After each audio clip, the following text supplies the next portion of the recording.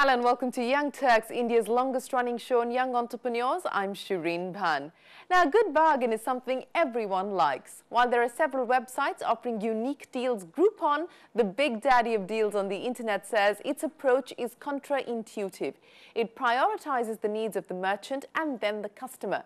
Now, globally, Groupon has gone from being Forbes' fastest growing company ever to seeing one of the worst IPO runs since the dotcom debacle in 5 years.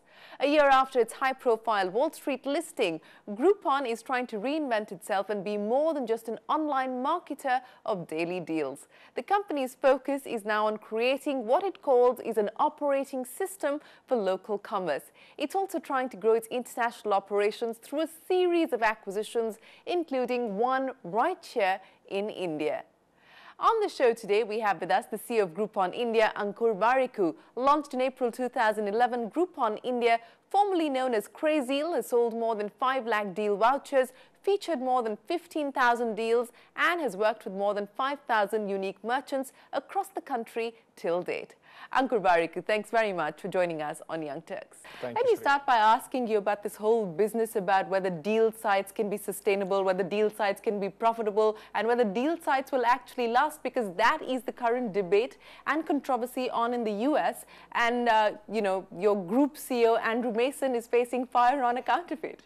The way I look at it is very simple. We are in the business of helping merchants acquire new customers while offering great deals to our customers, and in the process making money for ourselves. I don't think there's ever going to be a time wherein customers stop looking for such offers, and ever going to be a time wherein merchants will stop looking. Why would you say that? Do you think it's because it's recent? I would say it's more about discovery. Customers are always looking to experiment new things, whether it's a new restaurant that's opened in the city, or a new way to spend your weekend, or a new product altogether, or a new travel destination that they weren't even aware of. And that entire charm of discovery matched with impulse, which is fantastic in this business, lends itself to a fairly high success ratio. That doesn't reflect in your numbers globally. Yeah, globally, right? Yeah. So I can't go into specifics. Most of this is public and it's already there, but it's very well elaborated why Groupon did go through whatever we saw on the Wall Street, and it's what I say would be a growth that came in perhaps too fast. Yeah, so too much too soon. And there were some things that we had to trade off, which we have always been conscious of and we've always been working on, but it can't be changed overnight. In India, you've just been you know, operating for about a year or so. Are you implementing perhaps the lessons that have globally been learned by the Groupon management I think more every country effectively is. here? Every country is, and that's true not just for the parent company, if you will, or the parent country. Yeah.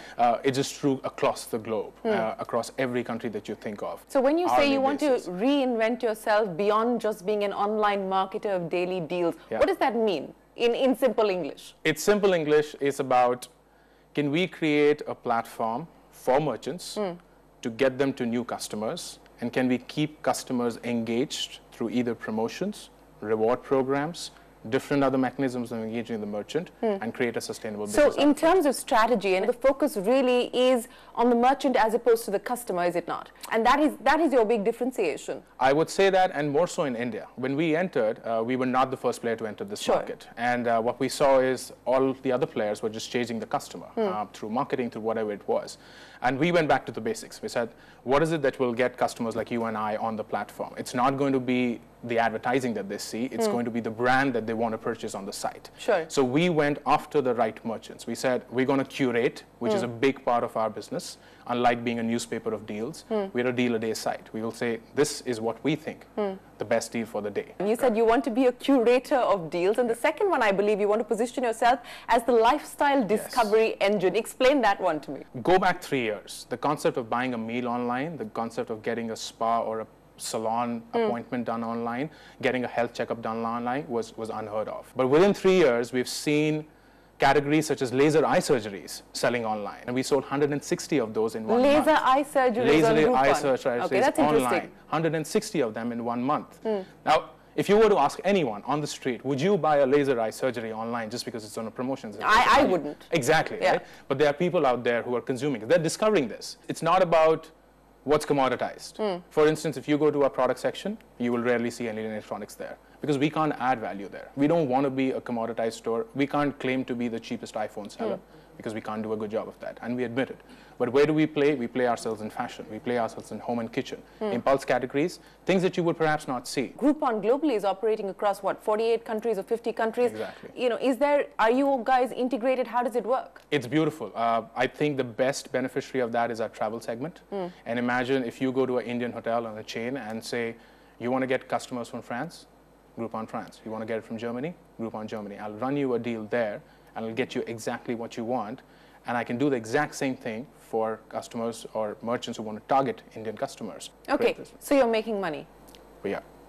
You can't disclose how much, though. Well, it's public, so whatever you see is what you see. Okay, but you know, speaking of the India operations now, you've adopted a bit of a measured approach, right? Because you're operating in about 9 cities. 10. You're going 10 now, going slow in terms of who you're tying up, Yes. you know, which merchants you're tying up. Yes. So it is a more measured approach, Yes. given the fact that you've probably been burnt or singed in the parent company and the parent country. I think it was more of a realization of what our counterparts in India had done and learning from them rather than the global. So what are you not process. doing?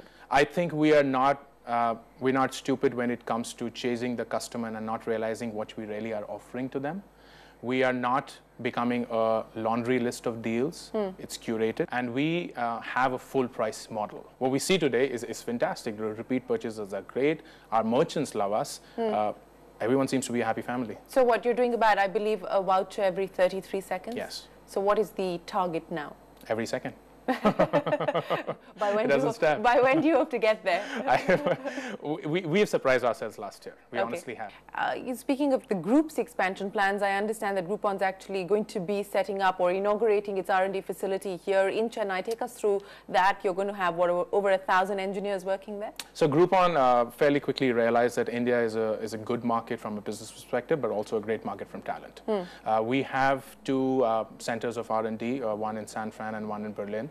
And when we were thinking of how do we naturally expand that, India was an obvious choice. So Chennai is the center where we've set it up. It's already operational, but it'll be formally inaugurated in the first week of March. And the idea is to scale it up, both in terms of engineering support globally, not just India, and also customer service support. Merchant Center is one of the products that you're actively pushing here in India. Globally, a lot more of that is actually happening. What can we expect on that front? A lot. The Merchant Center is just the beginning, but we are just immensely surprised at how well merchants have received it and how because again there was a lot of debate in the US that, you know, they don't really understand our business. I understand Andrew actually spends time working at local restaurants to get a sense of what happens at the back end and at the front end.